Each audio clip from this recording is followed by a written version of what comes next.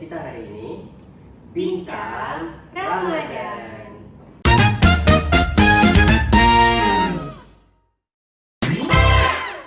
Hai, saya Muhammad David dan ini rekan saya, Masa Maisa, kita dari Program Studi Kesehatan Masyarakat 2024. gimana puasanya selama Ramadan ini, Kak? Alhamdulillah baik dong Kak, kalau Kakak sendiri gimana? Yang pastinya semangat dong, Kak. Apalagi kita akan mendatangkan pembicara-pembicara yang keren banget. Wah, gak sabar banget nih. Jadi, pada podcast kali ini kita akan mendatangkan beberapa mahasiswi dari Fakultas Kedokteran Universitas Negeri Semarang yang dimana mereka merupakan mahasiswi semester 2 Program Studi Sarjana Kesehatan Masyarakat. Di podcast kita kali ini akan membahas apa sih Kak?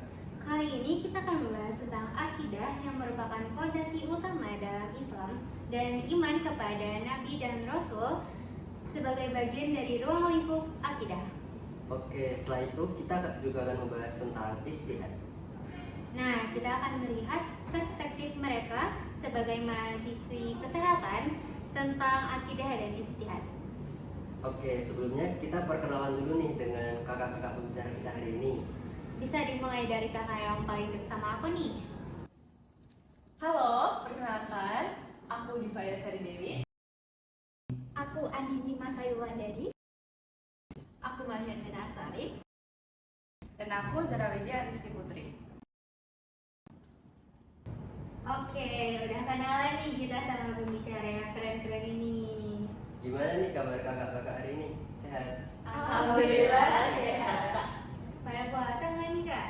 Puasa dong. Alhamdulillah ya, semoga lancar sampai akhir Ramadan nanti. Amin. Kira-kira kesibukan kakak-kakak hari ini tuh apa? Mungkin bisa diceritakan sedikit. Mungkin salah satu aja kali ya, soalnya kegiatannya mirip-mirip nih. Iya, mungkin kayaknya sih kalau lihat yang paling sibuk sih Kak Adit nih kali ya, Kak. Setuju?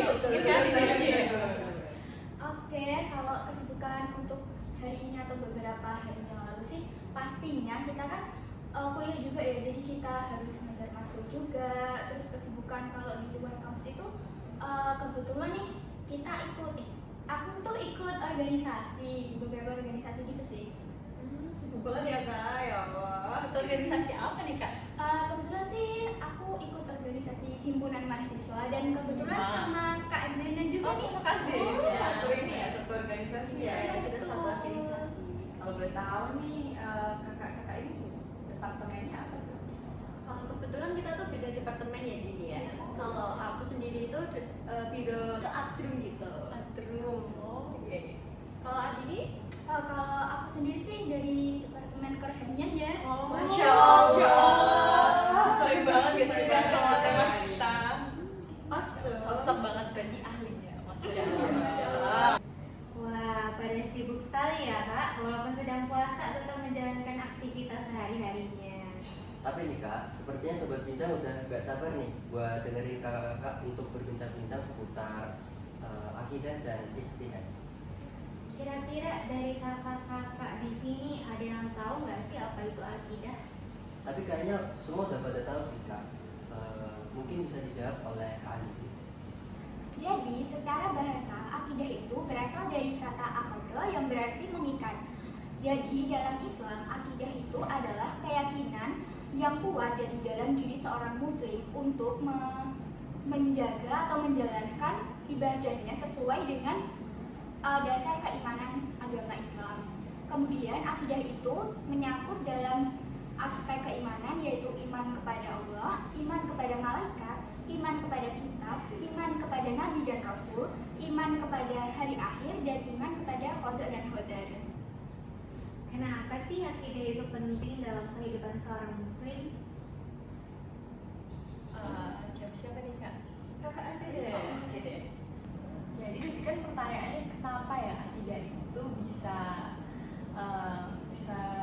sangat penting ya untuk Islam gitu. Jadi sebenarnya akidah itu merupakan dasar dari ajaran agama Islam. Jika seseorang akidahnya benar, maka bisa dikatakan ibadah dan amal mereka itu juga akan benar pula. Tapi jika seseorang dengan akidah yang menyimpang, maka amal dari ibadahnya juga belum tentu bisa benar seperti itu. Berarti sangat penting ya Kak bagi seorang muslim untuk mengerti tentang apa itu akidah. Ya, benar. Untuk ruang lingkup dalam Islam ada apa aja sih Kak? Mungkin bisa dijelaskan sedikit kepada sobat bincang. Baik, aku izin menjelaskan ya. Nah, seperti yang kita ketahui, tadi kan pertanyaan ruang lingkup ya. Seperti kita ketahui, ada beberapa aspek utama dari ruang lingkup ajaran Islam sendiri. Yaitu yang pertama adalah tauhid atau keimanan kepada Allah. Kita sebagai umat muslim wajib hukumnya untuk beriman kepada Allah di dunia ini selama kita hidup. Nah, untuk yang kedua itu ada keimanan kepada malaikat. Malaikat Allah adalah makhluk Allah yang sangat patuh kepada Allah kepada seluruh perintah-perintahnya.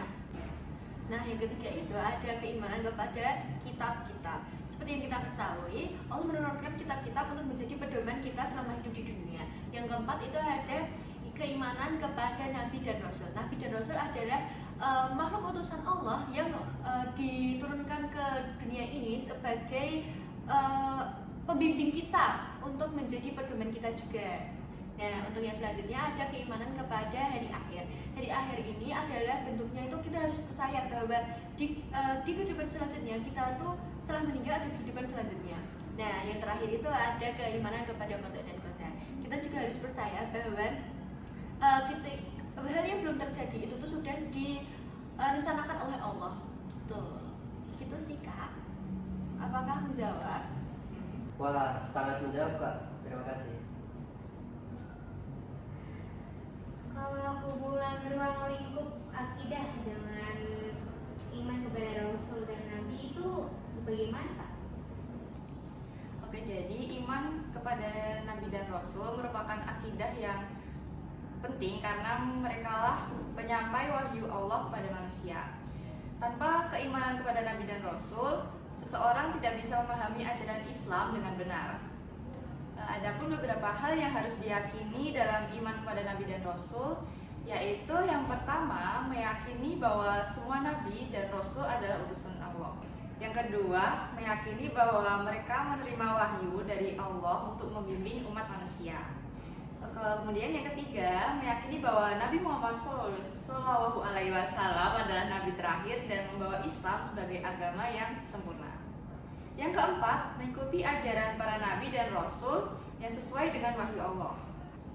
Oke, adapun contoh dari akidah iman kepada Nabi dan Rasul, yaitu yang pertama, seperti meyakini bahwa Allah telah mengutus Nabi dan Rasul sebagai pembimbing umat manusia. Kemudian meyakini bahwa Nabi Muhammad SAW adalah Nabi terakhir dan ajarannya harus diikuti hingga akhir zaman. Lalu ada pun meyakini bahwa semua Nabi adalah manusia yang dipilih Allah dan tidak memiliki sifat ketuhanan. Oleh karena itu, tanpa keimanan kepada Nabi dan Rasul, seseorang bisa tersesat karena tidak mengikuti bimbingan dan wahyu dari Allah Subhanahu wa Ta'ala. Seperti itu Kak, kurang lebih. Masya Allah, ternyata kakak di sini pengetahuannya sangat luas ya Kak. Betul banget Kak, mereka paham dengan apa itu akidah, ruang lingkupnya, dan contoh-contohnya.